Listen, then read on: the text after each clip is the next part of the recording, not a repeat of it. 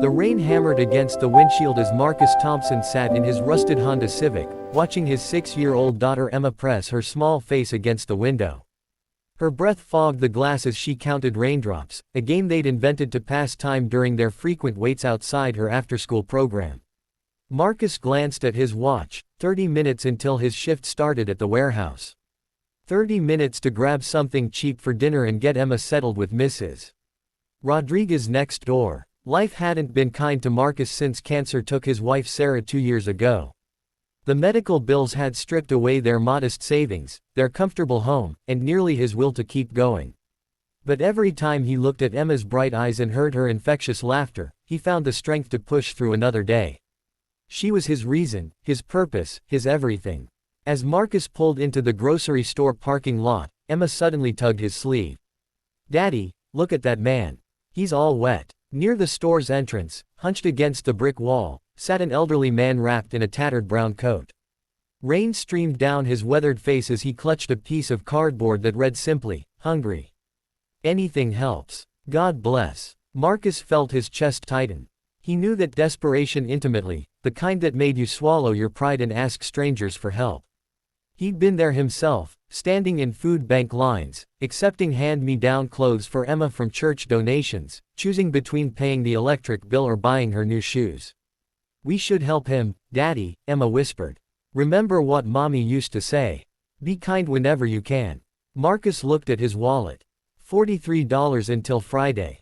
That was supposed to cover groceries, gas, and maybe, just maybe, a small toy for Emma, who never complained about wearing clothes 2 sizes too big or eating pasta for dinner 4 nights a week. "Come on, sweetheart," Marcus said, making his decision. Inside the store, Marcus quickly calculated. He grabbed essentials: bread, peanut butter, bananas, a gallon of milk. Then he added a rotisserie chicken, still warm from the heating lamps, a container of soup, and a bottle of water. The chicken alone cost $12, money he couldn't spare, but something in that old man's eyes had reached through his own struggles and touched his heart. When they emerged from the store, the rain had softened to a drizzle. Marcus approached the elderly man, Emma's small hand tucked safely in his. "Sir," Marcus said gently, kneeling down. "My daughter and I wanted to bring you something to eat." The old man looked up, and Marcus was struck by the intelligence in those watery blue eyes. This wasn't someone dulled by substance abuse or mental illness, this was someone who'd simply fallen through life's cracks, just like Marcus almost had. "You didn't have to do that, son," the man said, his voice gravelly but educated. "Not many people even look at me anymore. Most just walk by like I'm invisible." "You're not invisible," Emma piped up. "We see you. And Daddy says everyone deserves kindness." The old man's eyes welled with tears. His hands trembled as he accepted the bag. "What's your name, little angel?" "Emma. And this is my daddy, Marcus." "I'm Robert," the old man said, extending a weathered hand to Marcus. "Robert Whitmore. And this is the kindest thing anyone's done for me in months." Marcus noticed Robert's grip, firm despite his circumstances, his nails clean despite the grime on his coat. There was a story here, layers beneath the surface. "Do you have somewhere warm to stay tonight?" Marcus asked, already knowing he couldn't offer his tiny apartment but feeling compelled to ask anyway. Robert smiled. "Sadly, I've got a spot under the bridge. It's dry enough. Don't you worry about me, you've got your own burdens to carry. I can see it in your eyes. A single father." Marcus nodded, surprised by Robert's perceptiveness. "Your wife?" Robert asked gently. "Cancer. 2 years ago." Robert's expression softened with genuine empathy. "I lost my wife too. 10 years ago. Lost everything else after that. Sometimes grief makes you stop fighting.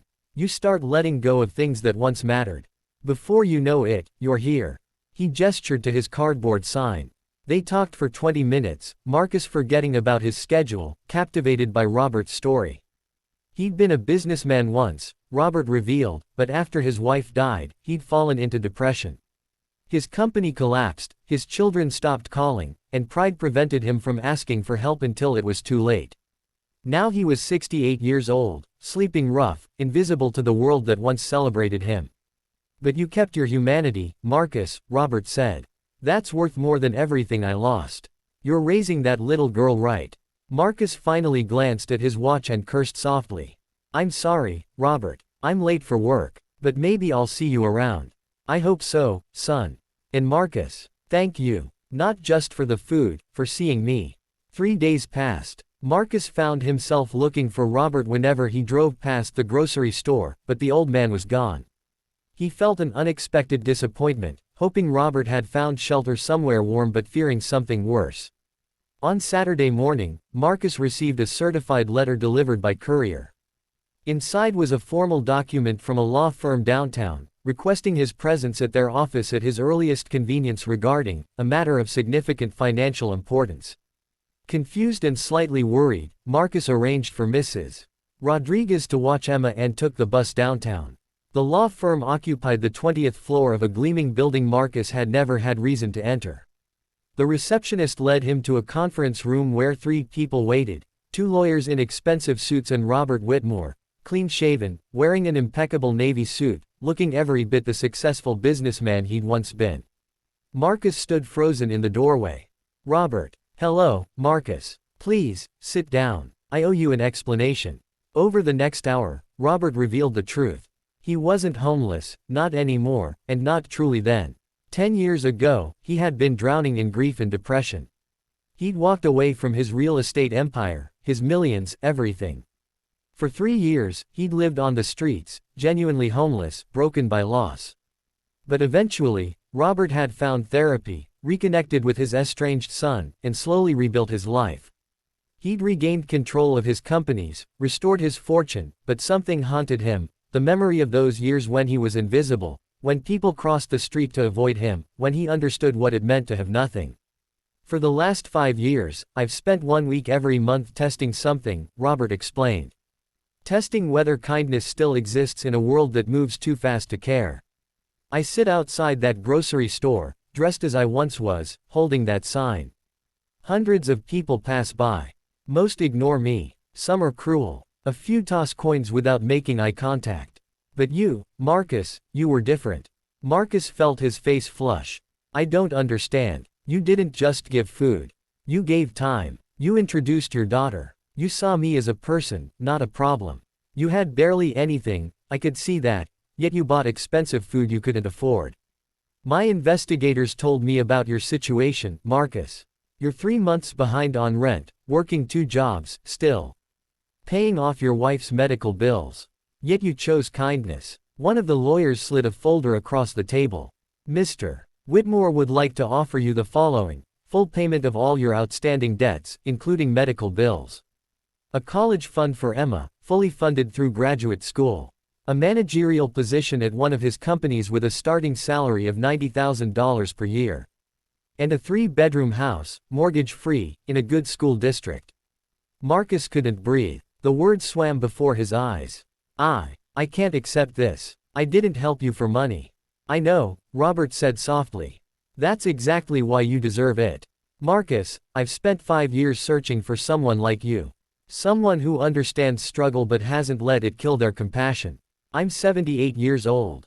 My son runs my companies, but I've established a foundation dedicated to helping people who fall through society's cracks, people like I once was. I want you to help me run it. I need someone who understands both sides, someone who knows what it means to have nothing but still chooses to give.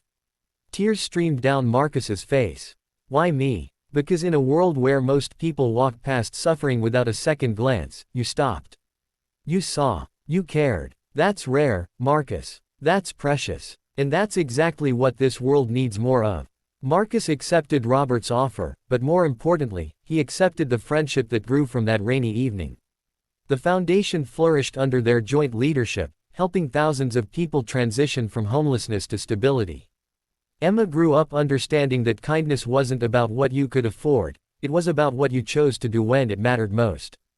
And on quiet evenings, when Marcus tucked his daughter into bed in their safe, warm home, he would remember that moment in the rain when $43 seemed like too little to share, but his heart had known better. Sometimes the smallest acts of kindness echo the loudest, creating ripples that change everything.